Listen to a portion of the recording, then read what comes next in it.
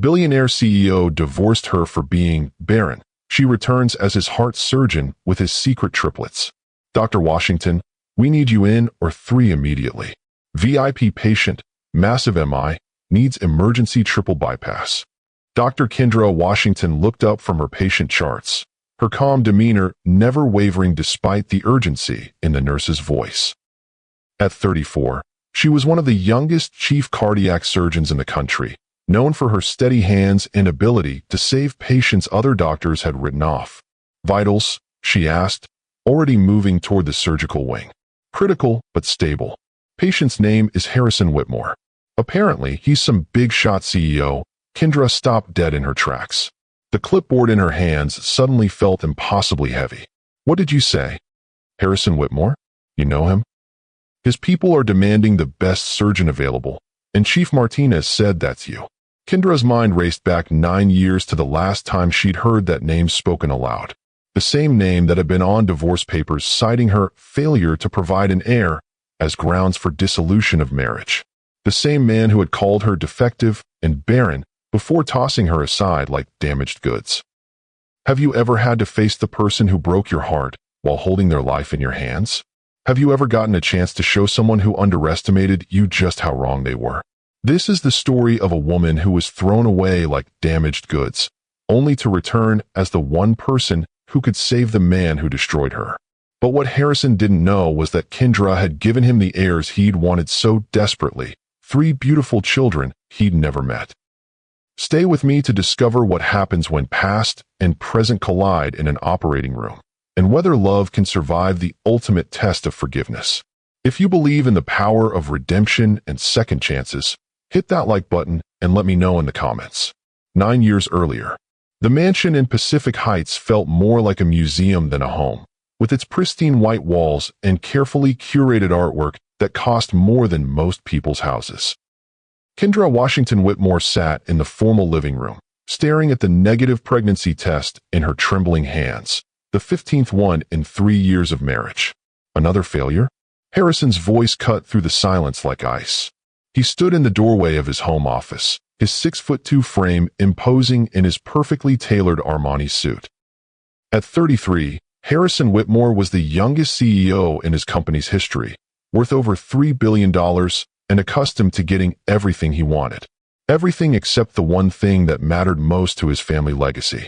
The doctor said we should give it more time, Kendra said quietly, not looking up from the test. My hormone levels are improving, and with the new fertility treatments, it's been 3 years, Kendra. Harrison's voice was cold, clinical. 3 years of treatments, specialists, procedures. Maybe it's time to accept the truth. What truth? That you can't give me what I need. The words hit Kendra like a physical blow. She finally looked up at her husband, searching his face for any trace of the man who had once held her while she cried after each miscarriage, who had whispered promises that they would figure it out together. That man was long gone. What I need. Kendra's voice rose with hurt and anger. What about what we need? What about our marriage, our love for each other? Harrison adjusted his cufflinks, a gesture Kendra had learned meant he was about to say something that would hurt her. Love doesn't continue the Whitmore legacy. Love doesn't provide heirs for the company my great-grandfather built. I'm not a broodmare, Harrison. I'm your wife. You're supposed to be both. His gray eyes were cold as winter steel. My grandmother was right. I should have married someone from our circle, someone with a proven family line. Kendra felt her heart shatter a little more. Your grandmother has hated me from day one because I'm not from old money. Because my father was a mechanic and my mother was a teacher. Because you can't do the one job that matters. Harrison moved toward his bar cart, pouring himself a scotch with steady hands. Veronica Patterson is engaged to Charles Rothschild. They're already planning children. Jennifer Ashworth just gave birth to twins. Even Patricia Melbourne, who's barely 25, is pregnant with her second child. Each name felt like a dagger. These were the women Harrison's family had wanted him to marry, the society princesses who came with the right pedigree and, apparently, working reproductive systems. So that's it. Kendra stood up, her hands shaking with emotion. 3 years of marriage reduced to my failure to get pregnant. It's not personal, Kendra. It's practical. Not personal. Kendra's voice cracked. You're talking about divorce because I can't have children, and it's not personal? Harrison took a long sip of his scotch before meeting her eyes. You're a beautiful, intelligent woman. You'll find someone who doesn't need what I need from a wife. Someone who can love you as you are. And what am I, Harrison? Defective goods? You're barren. The word fell between them like a bomb. And I can't spend the rest of my life married to someone who can't give me children. Kendra stared at her husband in shock. The man she'd fallen in love with 5 years ago, who had courted her with poetry and flowers, who had promised to love her in sickness and in health, had just reduced her to her biological functions. Get out, she whispered. Kendra, get out. Her voice echoed through the cavernous room. Get out of this room. Get out of my sight. And don't you dare try to touch me or comfort me or pretend you have any decency left. Harrison set down his glass and straightened his tie. I'll have my lawyer contact yours tomorrow. I'll be generous in the settlement. I don't want your money. You'll take it. You'll need it to start over. His tone was matter of fact, as if they were discussing a business transaction. I've already spoken to Patricia Melbourne. We'll be announcing our engagement next month. The room spun around Kendra as the full scope of his betrayal hit her. You've already chosen my replacement. I've chosen someone who can give me what I need. Someone who can breed for you, you mean? Harrison's jaw tightened, but he didn't deny it. Patricia is 26, from a good family, and her mother had 5 children with no complications. You've researched her fertility like you're buying livestock. I've done my due diligence. Something I should have done before I married you. Kendra felt the last piece of her heart break. I loved you. I loved you more than anything in this world. Love isn't enough anymore. It was never enough for you. Harrison moved toward the door, then paused. You're a good woman, Kendra. You deserve someone who can appreciate what you have to offer. And what do I have to offer, in your expert opinion? Beauty, intelligence, kindness. Just not fertility. Get out of my house. It's my house. Then I'll leave. The lawyers will handle the details. You can stay until the paperwork is finalized. Kendra watched her husband walk away, his footsteps echoing on the marble floors. 20 minutes later, she heard his car start and drive away. She would later learn that he drove straight to Patricia Melbourne's apartment, where he spent the night celebrating their future together. 3 weeks later, Kendra signed divorce papers in a lawyer's office downtown, her signature shaky with tears and residual heartbreak. Harrison hadn't even bothered to attend the meeting, sending his attorney to handle what he clearly viewed as an unpleasant but necessary business transaction. For weeks after that, Kendra was throwing up in her new apartment's tiny bathroom, staring at a positive pregnancy test with a mixture of joy and terror. She was pregnant. After 3 years of trying, countless treatments, and the devastating end of her marriage, her body had finally done what everyone said it couldn't do. She was carrying Harrison Whitmore's child. Present day, San Francisco General Hospital. Dr. Washington, are you all right? Kendra snapped back to the present, realizing she'd been standing frozen in the hallway while medical staff bustled around her. She forced her professional mask back into place, the one that had served her well through medical school, residency, and 9 years of rebuilding her life from scratch. I'm fine. What's the patient's current status? Pressure's dropping. We need to get him into surgery now. Kendra nodded, her mind shifting into the clinical focus that had made her one of the most sought-after cardiac surgeons on the West Coast. Whatever her personal history with Harrison Whitmore, right now he was just another patient whose life depended on her skill. Prep or 3. I'll scrub in immediately. And notify anesthesiology that we're dealing with a complex triple bypass on a patient with significant arterial blockage. Yes, doctor. As Kendra walked toward the surgical suite, she caught a glimpse of herself in the hallway mirror. Gone was the uncertain young woman who had left San Francisco 9 years ago. In her place stood a confident surgeon with purpose in her stride and steel in her spine. She had built this life through sheer determination, 16-hour study days, and countless nights when she wanted to quit, but couldn't because she had 3 little lives depending on her success. The thought of her children, Harrison's children, sent a familiar pang through her chest. Lily, James, and Noah were 8 years old now, brilliant and beautiful, and completely unaware that their father was about to be under her knife. Dr. Washington called Dr. Martinez, the chief of staff, as she approached the surgical wing. I wanted to brief you on this case personally. The patient is high profile, and there's likely to be media attention. I understand. What's his medical history? No previous cardiac issues, but significant stress-related factors. He collapsed during a board meeting and went into full cardiac arrest. The paramedics got him back, but the damage is extensive. Kendra nodded, filing away the information. Family history. Father died of heart attack at 52. Grandfather had bypass surgery at 45. Strong genetic predisposition. Of course there was. Kendra remembered Harrison's family medical history well. It was one of the reasons they'd been so eager for him to produce heirs quickly, before his own health became an issue. Any family members here? A fiancée. Patricia Melbourne. She's been quite vocal about her expectations for his care. Kendra's stomach dropped. Patricia Melbourne. The woman Harrison had left her for, the one he'd chosen for her proven fertility. After 9 years, they were still together, still building the perfect society life that Kendra hadn't been able to provide. I see. Well, regardless of family dynamics, the patient will receive the best possible care. That's why you're handling the case, Kendra. You're the best we have. 20 minutes later, Kendra stood in OR3, her hands steady as she made the first incision into Harrison Whitmore's chest. He looked older than his 42 years, stress lines marking his face even in unconsciousness. His dark hair was streaked with silver now, and he'd lost some of the arrogant vitality that had once defined him. Patient is stable, announced the anesthesiologist. Ready to proceed. Beginning arterial bypass, Kendra said, her voice calm and controlled. First graft to the LAD. For the next 4 hours, Kendra worked with the precision and focus that had made her legendary among her colleagues. She rerouted Harrison's blocked arteries, gave his heart new pathways for blood flow, and essentially rebuilt the organ that had failed him. It was ironic, she reflected, that the woman he'd discarded as defective was now the person holding his life in her hands. Final sutures completed, she announced as the surgery neared its end. Patient's vitals are strong. The bypasses are functioning perfectly. Excellent work, Dr. Washington, said her surgical resident. You saved his life. Kendra looked down at Harrison's unconscious face, feeling a complex mixture of emotions she couldn't quite name. That's what we do here. We save lives, regardless of personal history. As they prepared to move Harrison to recovery, Kendra removed her surgical gloves and mask.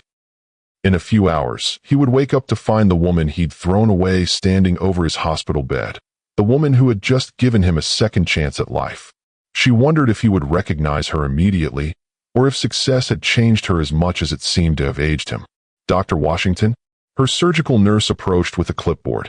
The patient's fiancé is asking for an update. She's been quite persistent. I'll speak with her shortly. First, I want to check on Mr. Whitmore's post-operative status. Of course, he's being moved to the cardiac intensive care unit now. Kendra made her way to the SICU, where Harrison was being settled into a private room befitting his VIP status. He looked vulnerable lying there, connected to monitors and 4 lines, a far cry from the powerful CEO who had once dismissed her so callously. His vitals are excellent, reported the ICU nurse. Dr. Peterson expects him to regain consciousness within the hour. Good. I'll be back to check on him shortly. As Kendra left the ICU, she nearly collided with a woman in the hallway. A very pregnant woman with perfectly styled blonde hair and enough diamonds to fund a small hospital wing. Excuse me, the woman said imperiously. Are you the surgeon who operated on Harrison Whitmore? Kendra found herself face to face with Patricia Melbourne for the first time in 9 years. She looked exactly as Kendra remembered, beautiful in a cold, porcelain doll way, with the kind of ageless perfection that money could buy. I'm Dr. Washington, Mr. Whitmore's cardiac surgeon. You must be Ms. Melbourne. Mrs. Whitmore, actually. We married 6 months ago. Patricia's hand moved protectively to her swollen belly. I'm carrying his heir. The words hit Kendra like a physical blow, but her professional training kept her expression neutral. Congratulations. Your husband's surgery was successful. He should make a full recovery. How long before he can return to work? He has several important board meetings this week. Kendra stared at this woman who spoke about Harrison's major surgery like it was a minor inconvenience to their social calendar. Mrs. Whitmore, your husband just underwent a triple bypass. He'll be in the hospital for at least a week, followed by several weeks of cardiac rehabilitation. He won't be returning to his normal schedule for at least 2 months. 2 months? That's impossible. He's launching a new product line, and there's the Melbourne Foundation Gala the next month. I'm sorry, but your husband's heart nearly killed him today. He needs time to heal, or he could suffer another, potentially fatal cardiac event. Patricia's face flushed with irritation. I don't think you understand who my husband is. He's Harrison Whitmore, CEO of Whitmore Technologies. He doesn't have time for an extended recovery. And I'm Dr. Kendra Washington, the surgeon who just saved his life. He'll recover according to medical necessity, not social obligations. Something flickered in Patricia's eyes, a moment of recognition, perhaps, though Kendra wasn't sure if the woman even remembered her existence. Washington, Patricia repeated slowly. That name sounds familiar. I need to check on other patients. You can see your husband once he's fully conscious, but I want to limit visitors while he's stabilizing. Kendra walked away before Patricia could respond, her heart pounding with a mixture of anger and old pain.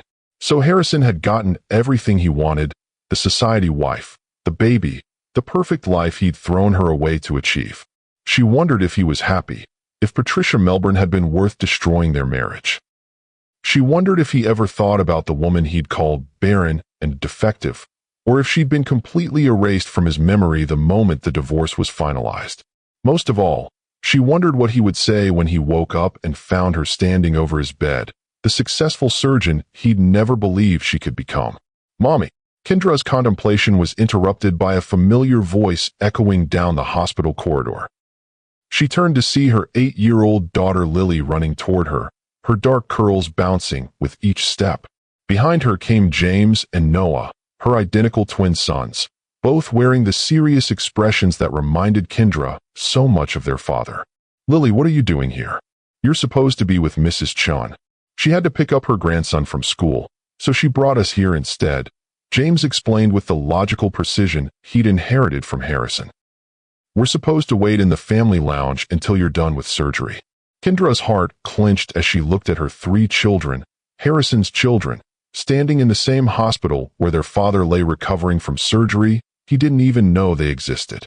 Lily had Harrison's gray eyes and his stubborn chin, along with Kendra's artistic temperament. James was the leader of the 3, with Harrison's analytical mind and natural authority. Noah was the gentle one, bookish and thoughtful, with Harrison's intelligence but Kendra's empathetic nature. They were perfect, beautiful, brilliant children who had grown up believing their father was simply someone who couldn't be part of their lives. Kendra had never badmouthed Harrison to them, but she'd also never told them the truth about why he wasn't around. How could she explain that their father had thrown her away for being unable to have children, only for her to give birth to triplets just months after their divorce was finalized? How did surgery go? Noah asked quietly. At 8, he was already reading at a high school level and had an uncanny ability to sense his mother's moods. It went well, sweetheart. The patient will be fine. You look sad, Lily observed with the directness that made her such a gifted artist. Did something happen? Kendra knelt down to her children's level, studying their faces, Harrison's eyes, Harrison's bone structure, Harrison's intelligence looking back at her. Sometimes taking care of people brings up complicated feelings. But I'm not sad. I'm grateful that I could help someone who needed it. That's what you always say, James said with a small smile. That helping people is the best job in the world. It is. And having you 3 makes everything worth it. As Kendra hugged her children, she caught sight of Patricia Melbourne watching them from down the hallway. The woman's eyes were fixed on the triplets with an expression Kendra couldn't quite read, curiosity, perhaps, or something else entirely. Come on, Kendra said, standing and taking Lily's hand. Let's get you some dinner from the cafeteria, and then Mrs. Chun can take you home. I need to check on my patient one more time. As they walked toward the elevator, Kendra's mind raced with the implications of what had just happened. Harrison was here, in her hospital, under her care. Patricia was here too, pregnant with the child Harrison had wanted so desperately. And somewhere in this building, the 3 children Harrison had unknowingly created were eating hospital cafeteria food and doing their homework in a family lounge. The truth is finally out. 1 hour later. Harrison Whitmore opened his eyes slowly, consciousness returning in waves. The first thing he noticed was the steady beeping of medical equipment. The second was the antiseptic smell that meant he was in a hospital. The third was the dull ache in his chest where someone had obviously performed major surgery. "Welcome back, Mr. Whitmore."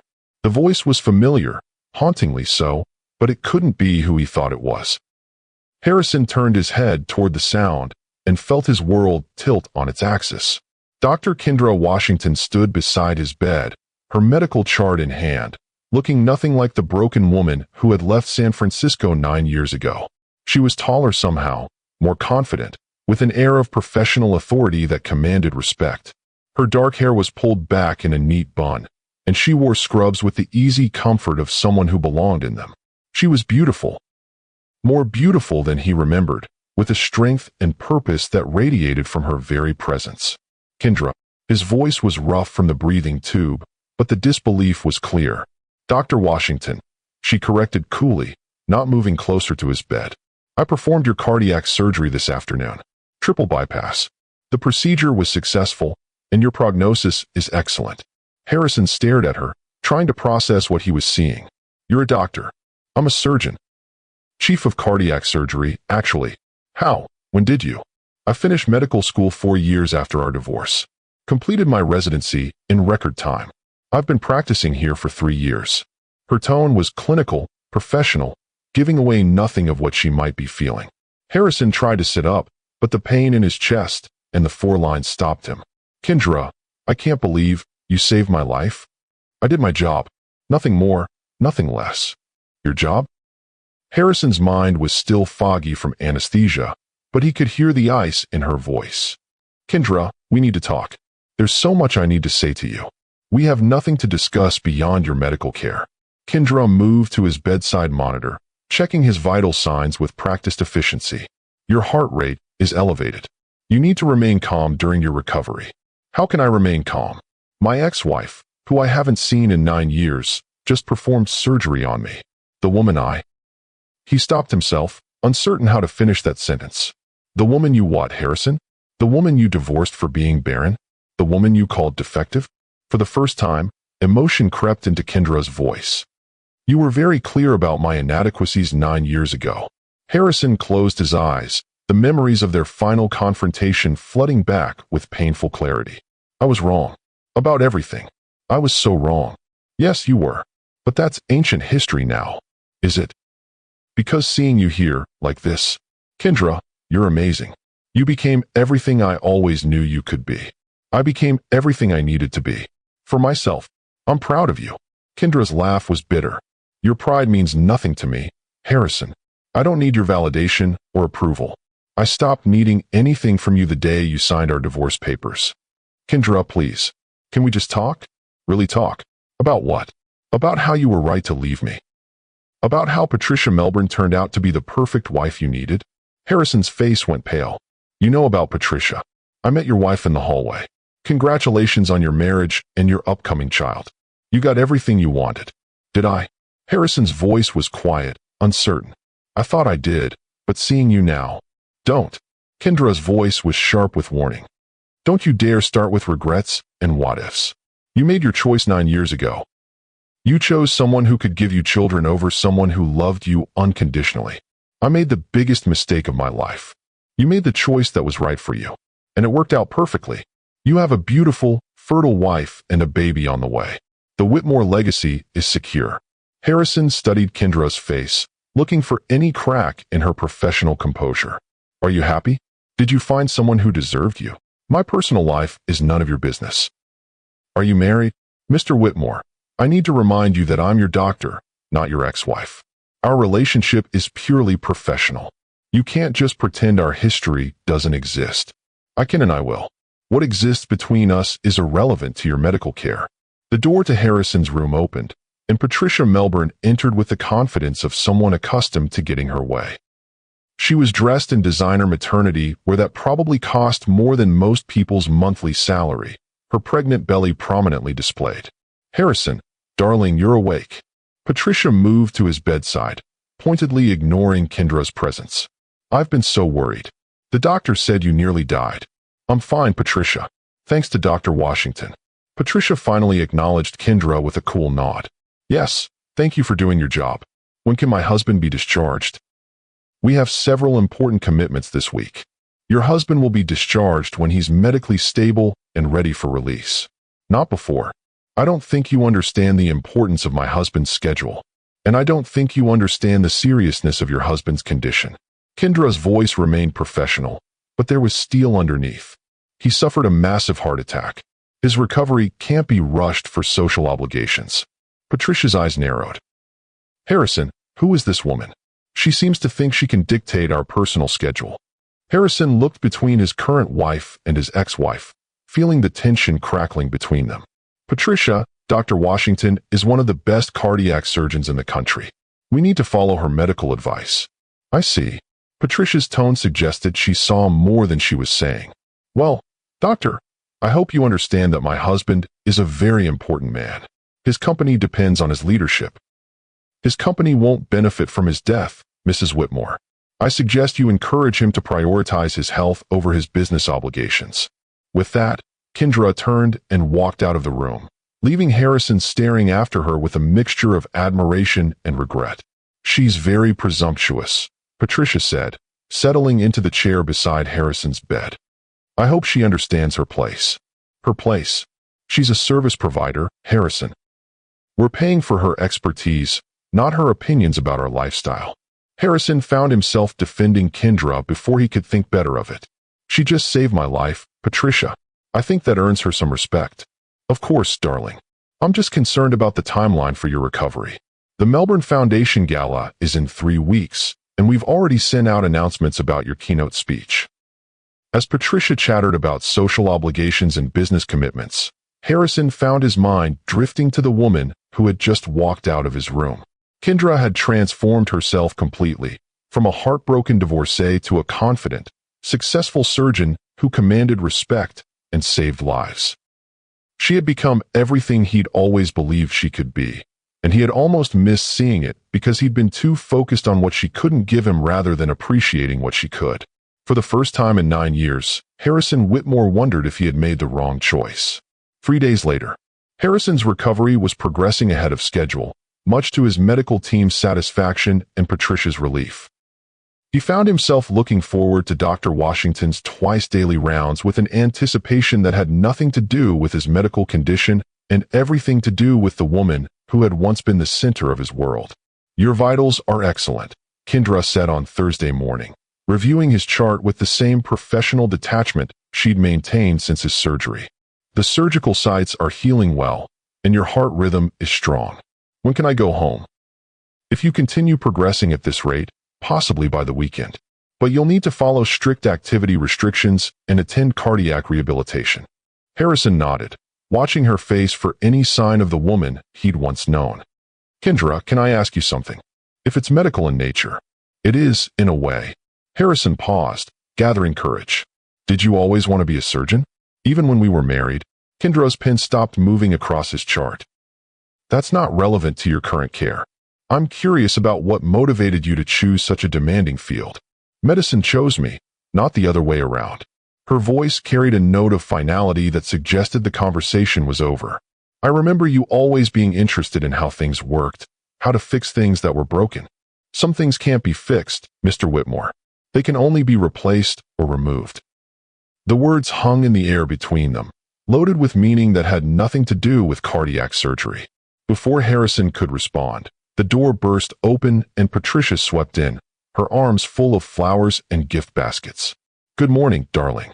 I've brought you some things from home to make this dreary place more cheerful. She barely glanced at Kendra. Doctor, when will my husband be able to resume his normal activities? We have the Morrison Industries dinner on Saturday. Your husband will not be attending any business dinners for at least 6 weeks.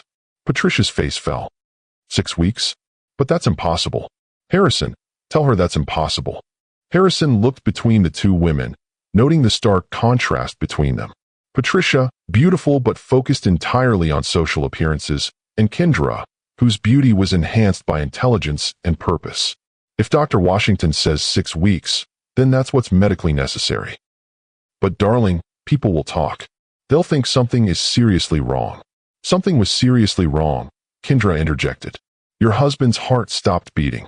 He was clinically dead for 3 minutes before the paramedics resuscitated him. Patricia paled. You never told me it was that serious. I didn't want to worry you unnecessarily, Harrison said quietly. The baby and I could have lost you. For the first time, Patricia seemed to grasp the gravity of what had happened. Kendra cleared her throat. I need to continue my rounds. Mr. Whitmore, I'll see you this evening. As she left, Harrison found himself wishing he could follow her, that he could have just 5 minutes of honest conversation without the weight of their past mistakes between them. She's very intense, isn't she? Patricia settled into the visitor's chair, arranging her maternity dress carefully. Not very warm bedside manner. She saved my life, Patricia. I think that's more important than warmth. Of course, darling. I just think doctors should be more accommodating to their patients' needs. Harrison thought about Kendra's precision during his surgery, her steady hands repairing his damaged heart, her refusal to let his social schedule override his medical needs. I think she's exactly what a doctor should be. That afternoon, Harrison was cleared for short walks in the hospital corridors. Against his better judgment, he found himself wandering toward the cardiac wing, hoping to catch another glimpse of Kendra in her element. What he saw instead stopped him in his tracks. Kendra stood near the nurse's station, but she wasn't alone. 3 children surrounded her, 2 boys and a girl, all appearing to be around 8 years old. They were obviously hers. The resemblance was unmistakable in their bone structure and mannerisms. But as Harrison studied them more closely, his blood ran cold. The girl had his eyes, his exact gray eyes, along with his mother's stubborn chin. One of the boys shared his dark hair and the analytical expression Harrison recognized from his own childhood photos. The other boy was quieter, more reserved, but when he smiled at something Kendra said, it was Harrison's smile looking back at him. Mommy, can we get ice cream from the cafeteria? The girl asked, tugging on Kendra's white coat. After you finish your homework, Lily. James, how's that math worksheet coming? It's easy. 3rd grade math is boring. The boy, James, spoke with the confidence of someone accustomed to academic success. I finished mine too, said the quieter boy. Can I go to the library?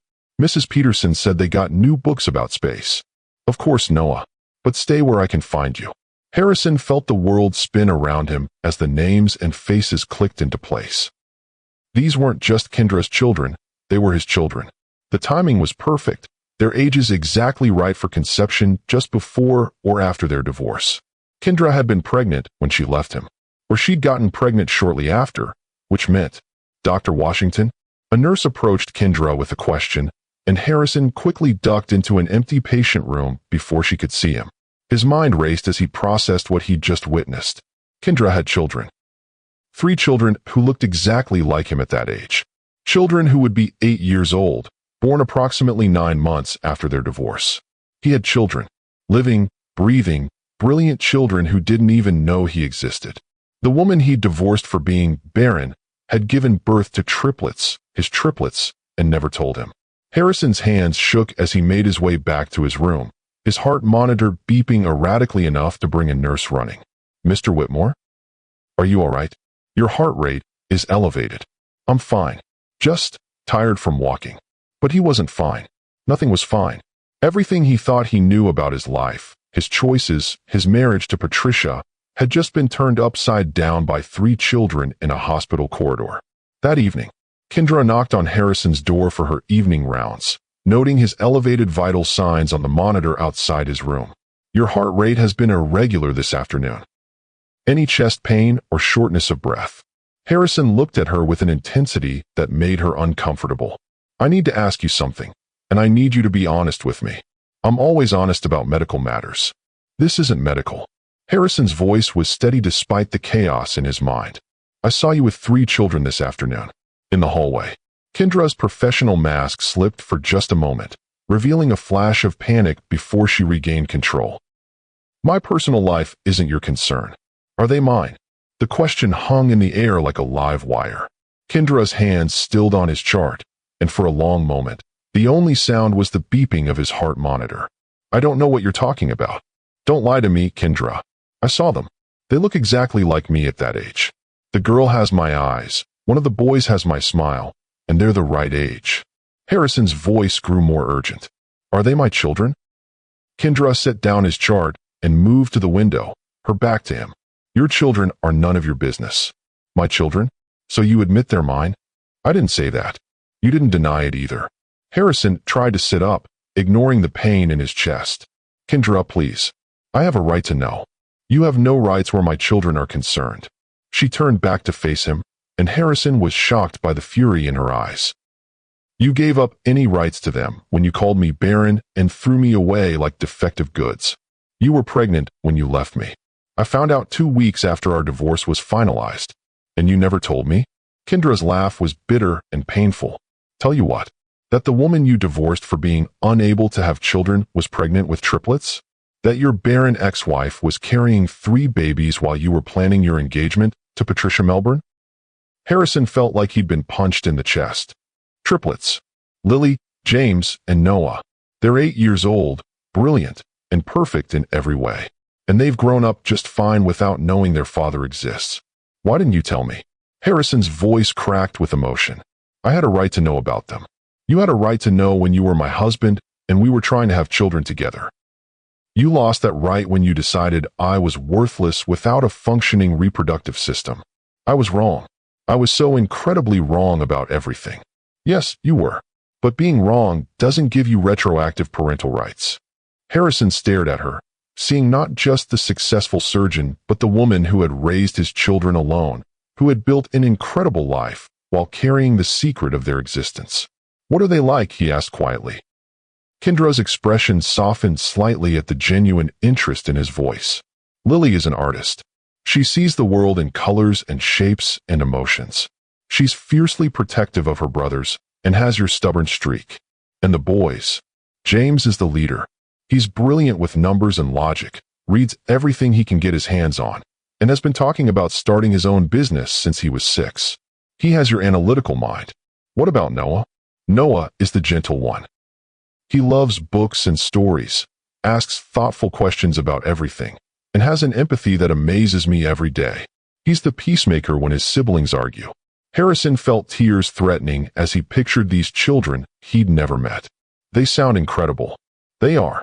I've raised them to be kind, intelligent, and independent. They don't need anything from you.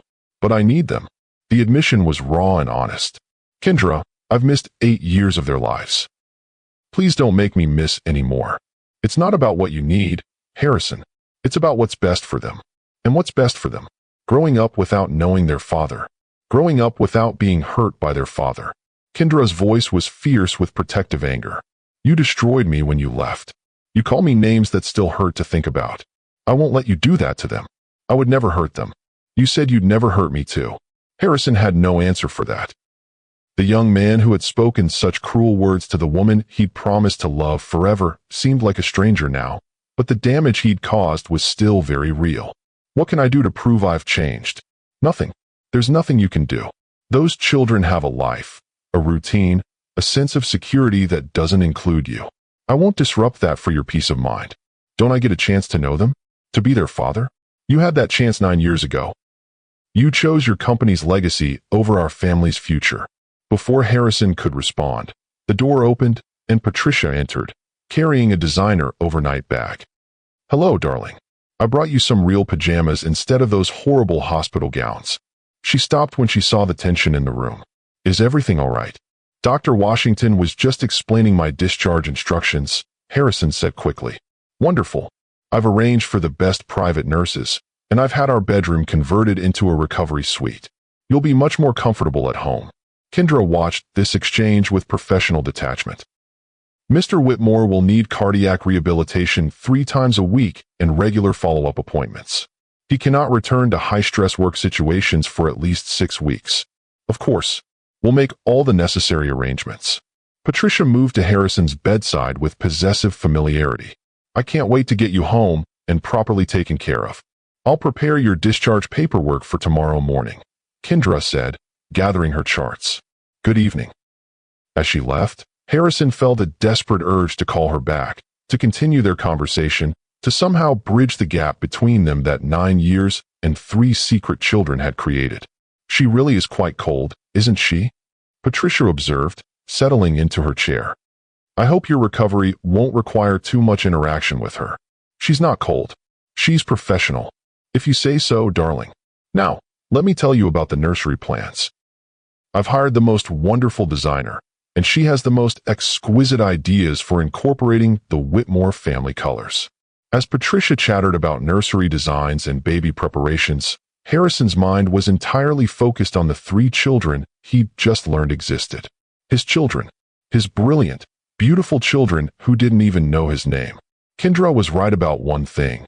He had given up his rights to them when he destroyed their marriage. But that didn't stop him from wanting to know everything about them, to be part of their lives somehow, to maybe earn a place in their world. He had spent 9 years building a life with Patricia, convincing himself he was happy, that he'd made the right choice. Now, in the space of a single conversation, everything had changed. The children he'd wanted so desperately had been there all along, growing up without him while he'd focused on creating new ones with a woman who saw him as a status symbol rather than a person. Kendra is facing an impossible choice. What would you do in her situation? Let me know in the comments. 2 weeks later, Harrison had been discharged from the hospital and was slowly adjusting to life as a cardiac patient. The enforced rest and limited activity gave him far too much time to think about what he'd learned, and he found himself obsessing over the 3 children he couldn't forget. He hired a private investigator, discreetly, without Patricia's knowledge, to learn what he could about Kendra's life over the past 9 years. What he discovered both amazed and devastated him. Kendra had struggled tremendously in the early years. Medical school while pregnant with triplets, giving birth 6 weeks premature, raising 3 babies while studying for her boards. Her mother had moved from Chicago to help, sacrificing her own retirement to care for her grandchildren while Kendra completed her education. The financial records showed years of struggle, student loans, medical bills, childcare costs that would have been crushing for anyone without a strong support system. Kendra had worked part-time jobs between classes, taken on research projects for extra money, and somehow managed to graduate with honors despite everything. The photos the investigator provided showed the progression of their lives. Kendra looking exhausted but determined at her medical school graduation, holding 3 toddlers. The children's first day of school, all 3 of them brilliant and beautiful. Family holidays spent with Kendra's mother, who had clearly been the father figure in their lives until her death 2 years ago. Harrison studied every photo with growing regret and admiration. Kendra had built an incredible life for herself and their children, becoming not just a doctor, but one of the most respected cardiac surgeons in the country. The children were thriving, honor students, involved in extracurricular activities, confident and well-adjusted despite growing up without their father. They didn't need him. Kendra had been right about that. But that didn't stop him from wanting to be part of their lives, to somehow make up for 9 years of absence. Harrison, you're very quiet this morning. Patricia's voice interrupted his brooding. She sat at their breakfast table, her pregnancy now quite advanced, reviewing guest lists for various social events she was planning around his recovery. Just thinking about work. You're not supposed to be thinking about work. Dr. Martinez was very clear about stress management. Patricia set down her papers with a concerned expression. You've been different since you got home from the hospital. Distant. I almost died, Patricia. That tends to change one's perspective. Of course, darling. But you're better now, and we have so much to look forward to. The baby, the foundation gala, the new product launch when you're cleared to return to work. Harrison looked at his wife, really looked at her, and tried to remember why he'd thought marrying her was the right choice. She was beautiful, certainly. Well-connected, socially adept, from the right family. Everything his grandmother had said he needed in a wife. But listening to her talk about social events and business opportunities, he realized he felt nothing. No connection, no real affection beyond the pleasant companionship they'd built their marriage on. Patricia, do you love me? The question seemed to surprise her. Of course I love you. You're my husband, the father of my child. But do you love me? Who I am as a person, not what I represent or provide. Patricia's laugh was uncertain. What a strange question. We wouldn't have married if we didn't love each other. We married because it made sense. Social compatibility, financial security, family approval. But I'm not sure either of us ever really knew the other person. Harrison, you're talking nonsense. We have a wonderful marriage, a beautiful home, a baby on the way. What more could we want? What more indeed? Harrison thought about Kendra's fierce protectiveness of their children, her dedication to her profession, the strength she'd shown in building a life from nothing. That was love, the kind of deep, transformative emotion he'd thrown away in favor of social convenience. You're right. I'm probably just tired. That's understandable. Now, about the nursery, I've narrowed it down to 2 designers, and I'd love your input. As Patricia continued talking about paint colors and furniture, Harrison's mind drifted to 3 children he'd never met but couldn't stop thinking about. Somewhere across the city, they were probably getting ready for school, eating breakfast, living their lives completely unaware that their father was finally trying to figure out how to be part of their world. Meanwhile, at Kendra's house, "Mom, there's a man in a car outside." Kendra looked up from packing the children's lunches, her blood running cold at James's casual observation. "What kind of car?" "Expensive. Black. He's just sitting there watching our house." Kendra moved to the front window, her heart sinking when she saw the sleek sedan parked across the street. She recognized the car and the man sitting in it. "Harrison, kids, I want you to go out the back door this morning. Mrs. Peterson next door will drive you to school." "Why?" Lily asked, always the most direct of the 3. "Because Mommy needs to handle something, and I want you safe at school." "Is everything okay?" Noah's sensitive nature picked up on her tension immediately. "Everything's fine, sweetheart. Just a precaution." After the children left through the neighbor's yard, Kendra marched out her front door and across the street to Harrison's car. He rolled down the window as she approached, looking guilty but determined. "What the hell do you think you're doing? I wanted to see them. Just see them." "So you're stalking my children?" "Our children. And I wasn't stalking. I was just watching. That's literally the definition of stalking." Kendra's voice was dangerously low. "How did you even get my address?" Harrison had the grace to look ashamed. "I hired an investigator." "You what?" "I needed to know about their lives, about what I missed." "Kendra, I've seen the photos, the school records, everything. You've done an incredible job raising them. I didn't do it for your approval. I know. You did it because you're an amazing mother. But they're my children too, and I have a right to know them. You have no rights where they're concerned. And if you don't stop this harassment, I'll get a restraining order." "Harassment? I'm trying to figure out how to be their father. You should have thought about that 9 years ago." Harrison got out of the car, and Kendra was struck by how much the heart attack had changed him. He looked older, more fragile, but also somehow more real than the polished Theo she'd once been married to. "Kendra, please. I know I have no right to ask for anything from you, but I'm asking anyway. Let me meet them. Let me try to be part of their lives." "Why?" "So you can hurt them the way you hurt me." "I would never hurt them. You said you'd never hurt me either." "I was young and stupid and scared. I let my family's expectations matter more than my own heart. But I've learned from that mistake." "Have you?" "Because from where I'm standing, you're still the same man who chose social status over love. You're married to Patricia Melbourne, expecting a baby with her, living the exact life you threw me away to have." Harrison was quiet for a long moment. "You're right. I am living that life. But I'm not happy, Kendra. I haven't been happy for 9 years." "That's not my problem." "I know. But maybe it could be part of the solution." "What does that mean?" "It means I made the wrong choice 9 years ago. It means I've spent nearly a decade married to someone I don't love, trying to convince myself I was happy.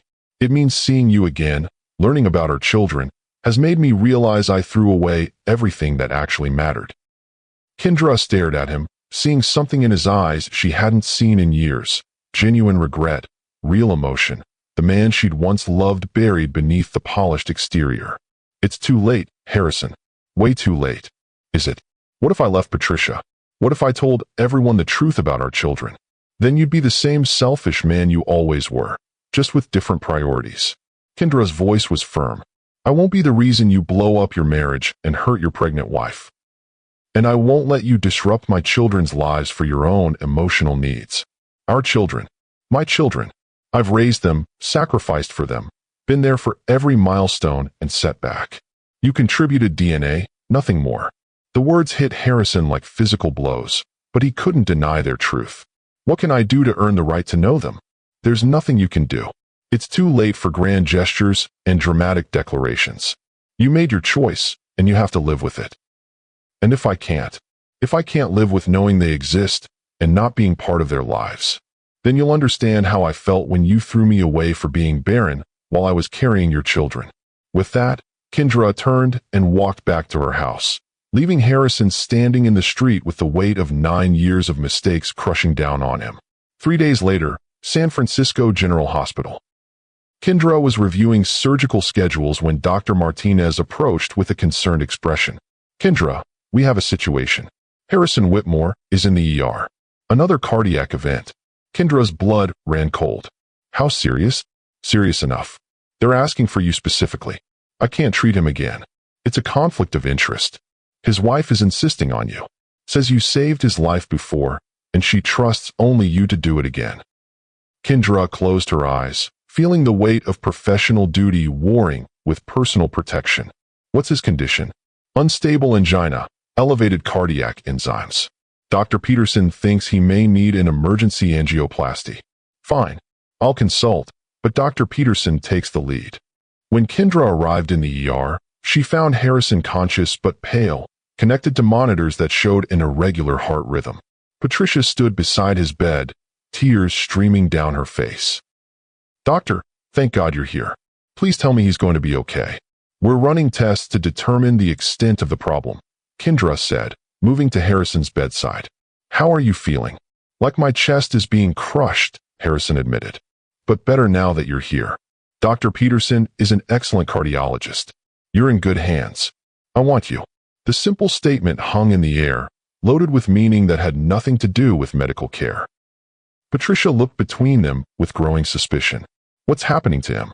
Patricia asked. "He was fine this morning, and then he just collapsed during a phone call. Stress can trigger cardiac events in patients with his condition." "Has he been under unusual pressure lately?" "No more than usual, although he has been distracted since his surgery." "Distant." Kendra looked at Harrison, seeing the guilt in his eyes. He brought this on himself, probably through the stress of discovering the children and wrestling with the implications. "We'll need to do an emergency catheterization to see if there are new blockages," Dr. Peterson announced, entering the room with Harrison's test results. "I'll assist," Kendra said, though every instinct told her to stay away. "No," Harrison said suddenly. "I want to talk to Dr. Washington first. Alone." "Mr. Whitmore, we need to proceed quickly. 2 minutes. Please." Patricia and Dr. Peterson reluctantly left the room, giving Harrison and Kendra a brief moment of privacy. "This is about the children, isn't it?" Kendra said immediately. "You're stressed because you found out about them. I can't stop thinking about them. About you. About what I threw away. So you're having a heart attack about it? Very mature. I know I have no right to ask this, but I need to see them. If something happens to me during this procedure, I need to know I've met my children." Kendra felt her resolve wavering at the genuine fear in his voice. "Harrison, I know I don't deserve it.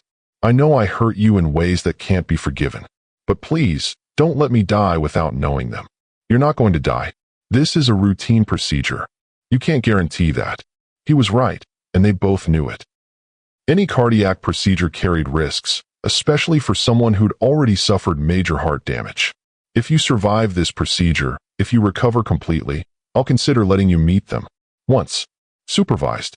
That's all I can promise." "Thank you. But Harrison, if you hurt them in any way, if you disappoint them or make them feel unwanted, I will make sure you never see them again. Do you understand?" "I understand." Dr. Peterson returned with the catheterization team, and Harrison was wheeled away for the procedure. Kendra found herself in the unusual position of waiting for news about a patient instead of providing it. "He's going to be fine, isn't he?" Patricia asked, settling heavily into a waiting room chair. "This baby needs its father. Dr. Peterson is excellent. Mr. Whitmore is in good hands. You saved him before. I know you'll save him again." "I'm not performing the procedure this time." Patricia studied Kendra's face with growing interest. "You know, there's something familiar about you. Have we met before?" Kendra's heart skipped. "I don't believe so." "Washington. Washington." Patricia's eyes suddenly widened. "Oh my God, you're her. You're Harrison's first wife." "I'm Dr. Washington, Mr. Whitmore's cardiac surgeon. You're Kendra Washington." "I remember now. Harrison mentioned you a few times when we first started dating. The woman who couldn't have children." The casual cruelty of the statement hit Kendra like a slap. I think you're mistaken. No, I'm not. You're the barren ex-wife. Patricia's voice grew cold and calculating. How convenient that you're the one treating my husband. Tell me, what are the chances of that being coincidence?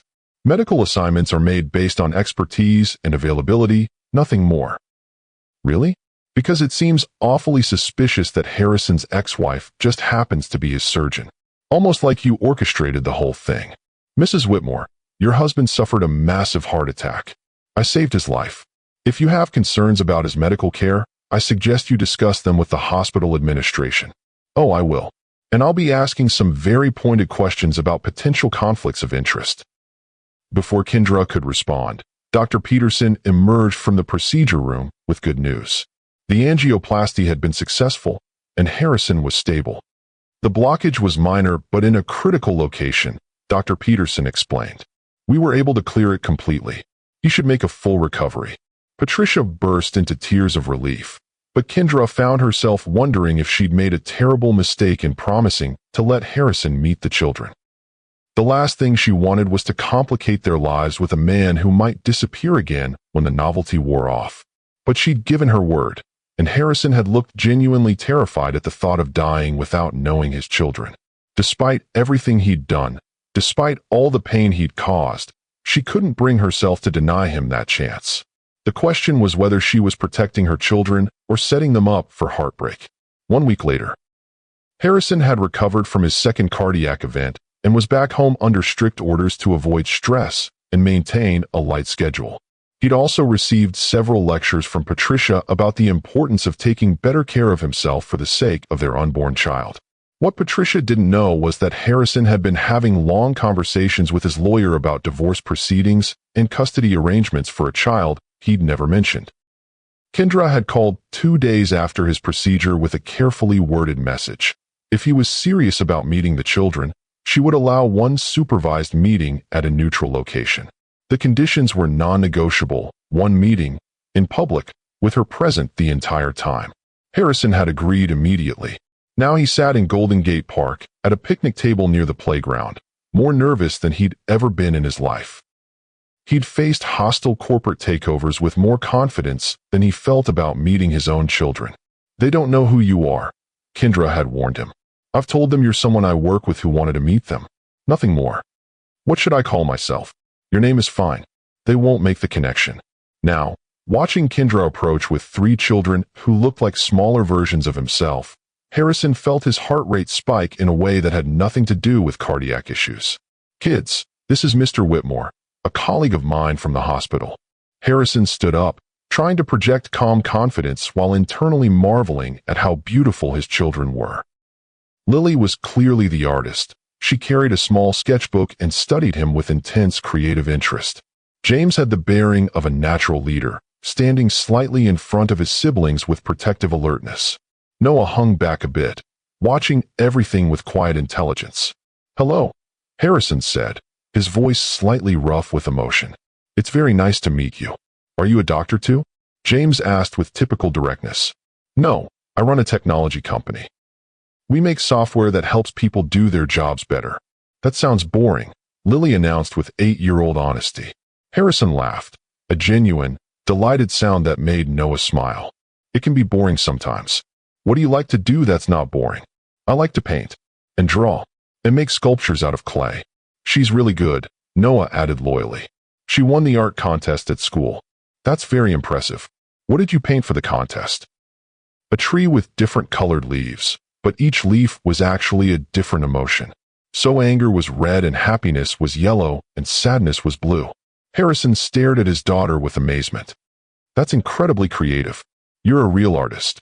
Lily beamed at the praise, and Harrison felt his heart swell with pride. What about you, James? What do you like to do? I like math and science and reading about business.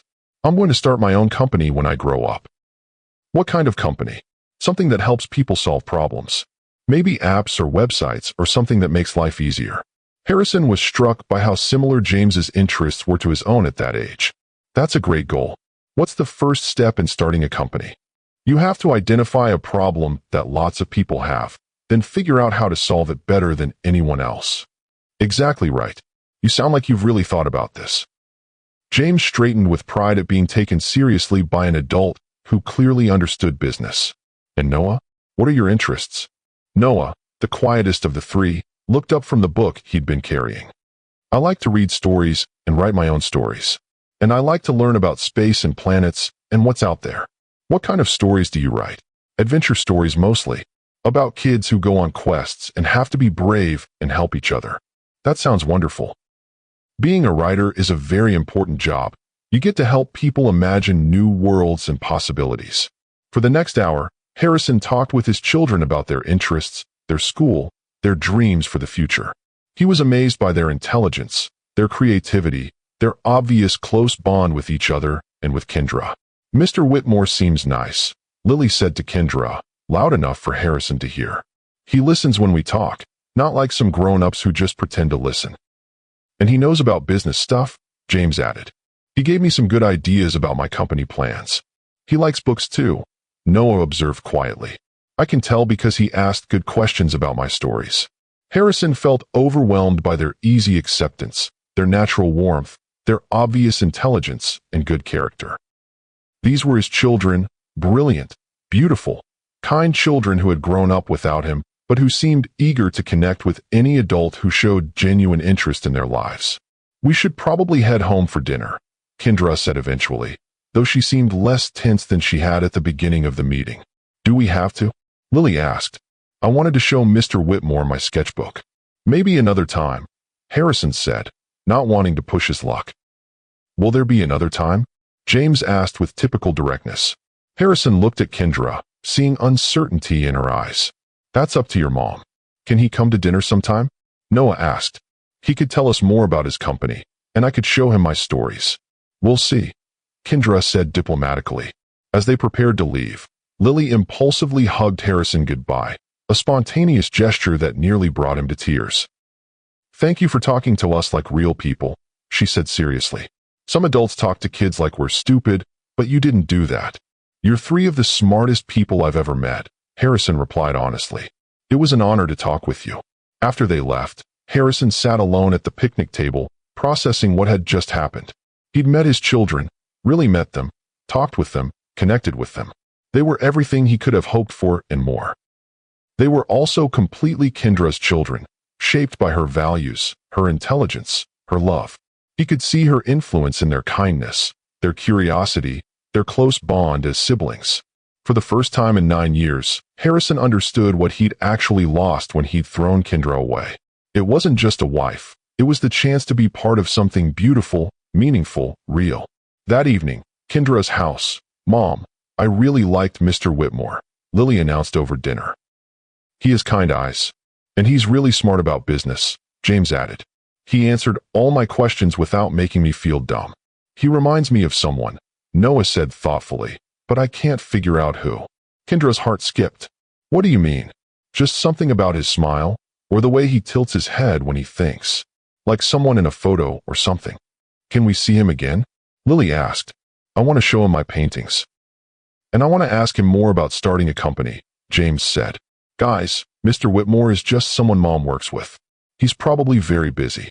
But he seemed to like talking to us, Noah pointed out. And he said we were smart. You were smart. All three of you. Mom, Lily's voice grew serious. Is Mr. Whitmore the reason you've been sad lately? Kendra's fork froze halfway to her mouth. What makes you think I've been sad? You get this look sometimes, like you're thinking about something that hurts. And it started around the time you had that important surgery at work. Kendra was continually amazed by her children's perceptiveness. Sometimes work can be emotionally complicated, because you have to take care of people who are really sick. Something like that. Well, I think Mr. Whitmore is nice, Lily declared with finality. And I think you should be friends with him. It's not that simple, sweetheart. Why not? You're both nice people who like smart things and helping others. That seems like a good basis for friendship. Out of the mouths of babes, Kendra thought. If only adult relationships were as simple as her 8-year-old daughter made them sound. That night, after the children were asleep, Kendra sat in her study grading medical resident exams and thinking about the afternoon. Harrison had been wonderful with the children, patient, interested, treating them like real people rather than cute accessories. She'd seen genuine emotion in his eyes when he looked at them, real pride when they shared their accomplishments. But she'd also seen the sadness, the regret, the weight of everything he'd missed. Part of her felt vindicated. This was what he'd thrown away when he'd chosen social status over love. Another part of her felt something dangerously close to sympathy. Her phone rang, interrupting her thoughts. Harrison's name appeared on the screen. Dr. Washington. Kendra, thank you. Thank you for letting me meet them. They're incredible. They are. And they seem to like you, which frankly surprises me. It surprises me too. I was terrified they'd see right through me, realize I was just some stranger trying to insert himself into their lives. They're good judges of character. If they liked you, it's because you were genuine with them. I was. I've never been more genuine about anything in my life. Kendra was quiet for a moment, processing the sincerity in his voice. Kendra, can I ask you something? What? Would you consider letting me see them again? Not regularly, not as their father, just as someone who cares about them. Harrison, I know I have no right to ask. I know I've already gotten more than I deserve. But they're extraordinary, and I'd like the chance to know them better. To maybe be a positive presence in their lives somehow. What about Patricia? What about your new baby? That's complicated. Complicated how? Harrison was quiet for a long moment. I'm going to leave her, Kendra. I'm going to file for divorce. What? What? Because I don't love her. I never loved her. I married her because she fit the profile of what I thought I needed in a wife, but there's no real connection between us. She's pregnant with your child. I know. And I'll support the baby financially, be involved in its life. But I can't stay married to someone I don't love, especially now that I've been reminded what real love feels like. Kendra's heart skipped. What does that mean? It means seeing you again, seeing what you've become, meeting our children. It's made me realize that I threw away the only real love I've ever known. Harrison, don't do this. Don't do what? Don't blow up your marriage and hurt your pregnant wife because you're having some kind of midlife crisis brought on by your heart attack. This isn't a midlife crisis. This is clarity. This is guilt and regret and fear of mortality. You need to think very carefully before you make any major life decisions. I've been thinking about it for weeks. Kendra, I want to try to rebuild what we had. We can't rebuild something that was destroyed so completely. Too much has happened. Too much has changed. People can change. I've changed. Have you? Or are you just saying what you think I want to hear? I guess you'll have to decide that for yourself. Kendra closed her eyes, feeling the weight of too many conflicting emotions. I need time to think. Of course. But Kendra, whatever happens between us, please don't shut me out of the children's lives. They deserve to know their father, and I promise I'll never hurt them the way I hurt you. How can you promise that? Because hurting them would be like hurting myself. They're part of me in a way I never understood before today. After hanging up, Kendra sat in the darkness of her study, staring at family photos and trying to figure out what was best for everyone involved. The children had clearly connected with Harrison, and they deserved the chance to know their father. But she also had to protect them from potential disappointment and heartbreak.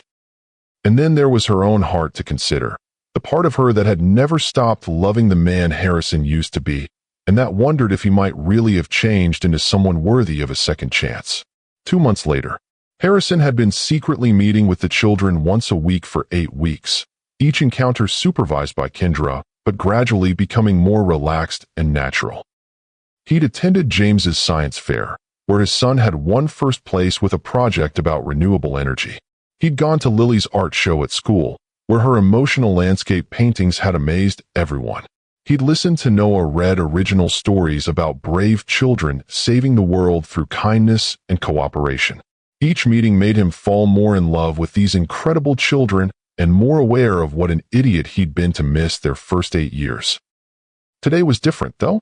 Today, Lily had asked him point-blank why he looked so much like them. "Mr. Whitmore, are you related to us somehow?" she'd asked with typical artistic directness while they sat at the park. Harrison had looked at Kendra, who'd nodded slightly, permission to tell the truth. "Actually, I am related to you. I'm your father."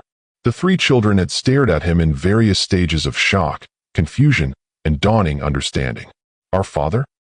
James had asked with characteristic precision.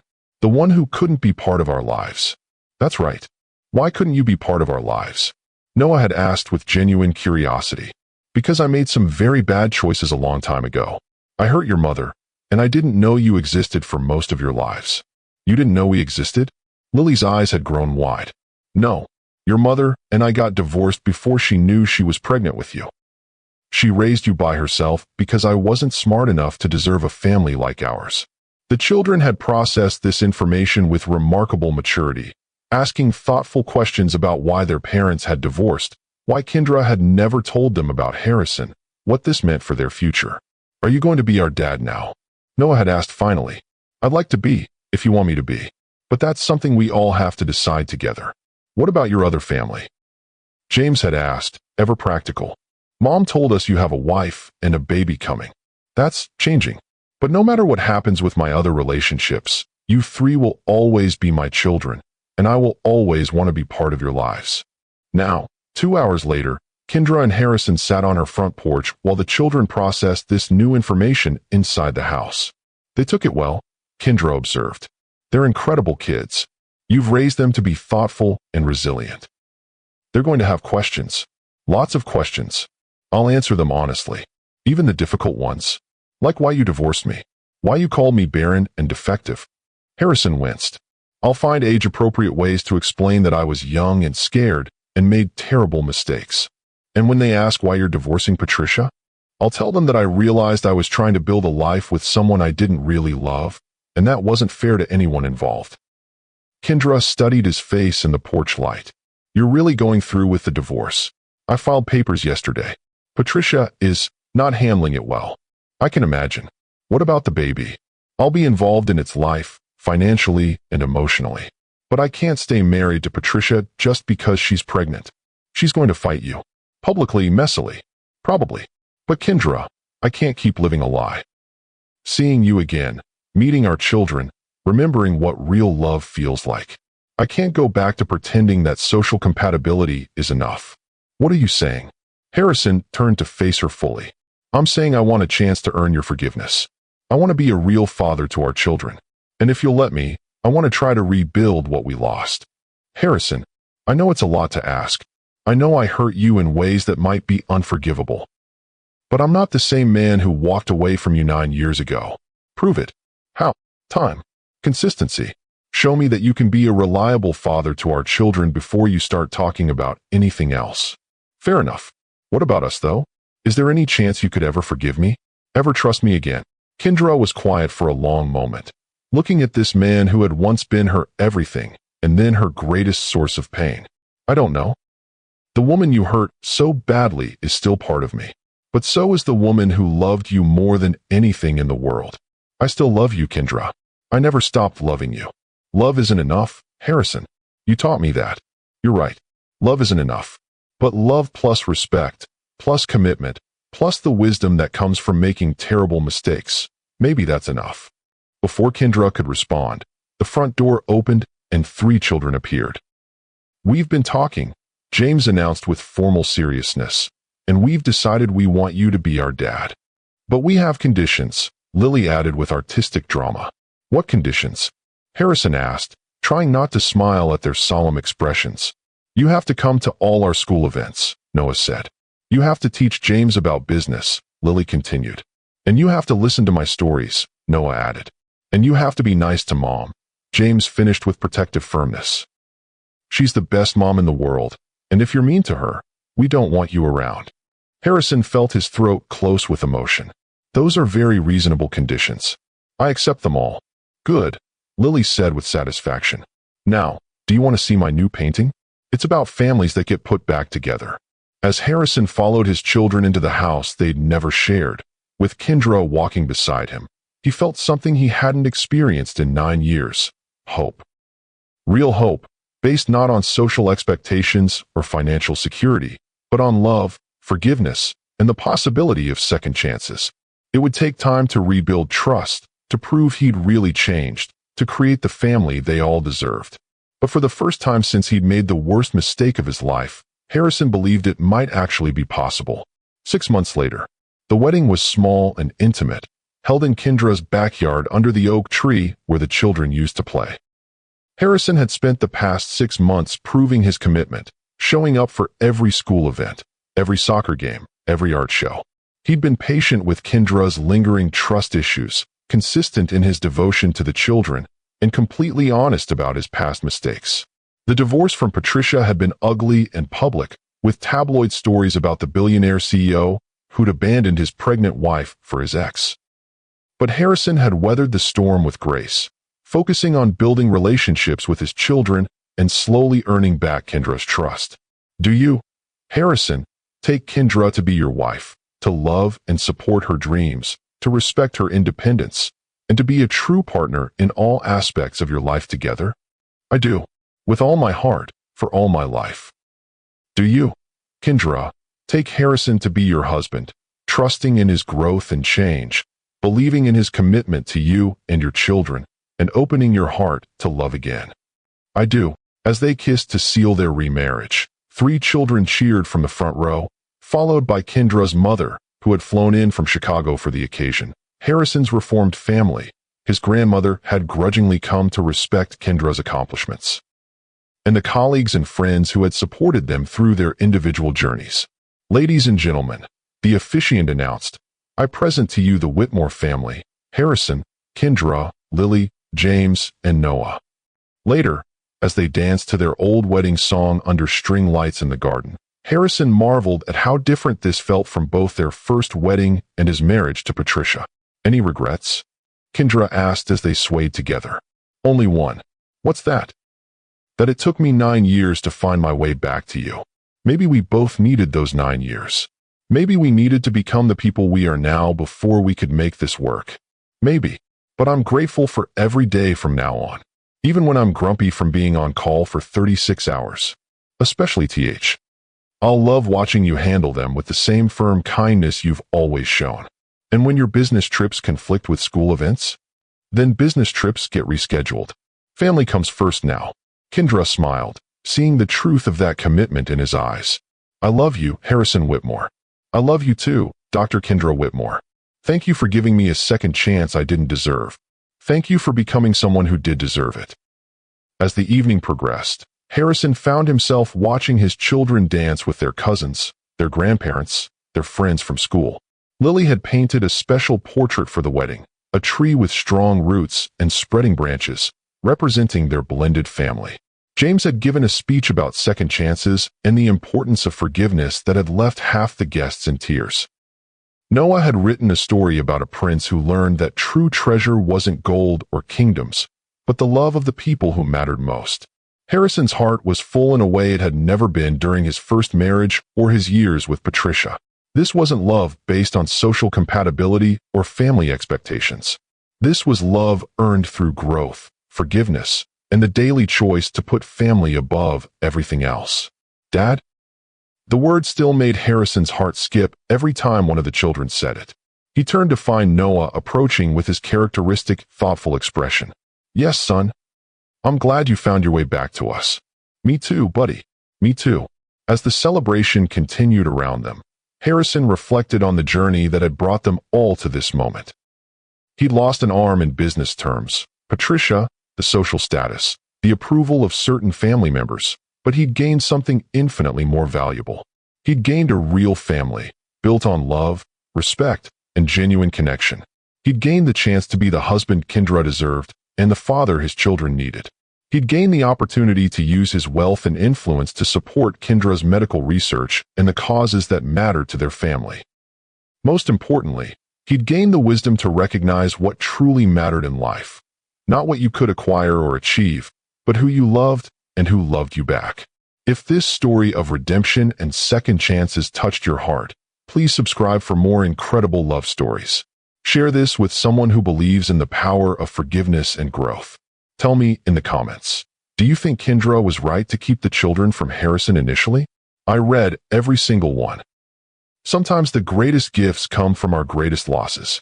Sometimes the people who hurt us most are also capable of the most profound change. And sometimes, love really can conquer all, not the easy love of compatible strangers, but the hard-won love of two people who've seen each other at their worst and chosen to believe in each other's best. Harrison and Kendra had learned that the hard way, but their love was stronger for having survived the test. Their children had gained not just a father, but living proof that families can be rebuilt, that people can grow, and that love is always worth fighting for. In the end, the woman Harrison had called barren had given him the richest life imaginable, a life full of purpose, love, and the daily miracle of being part of something bigger than himself. And that was worth more than all the social status and business success in the world.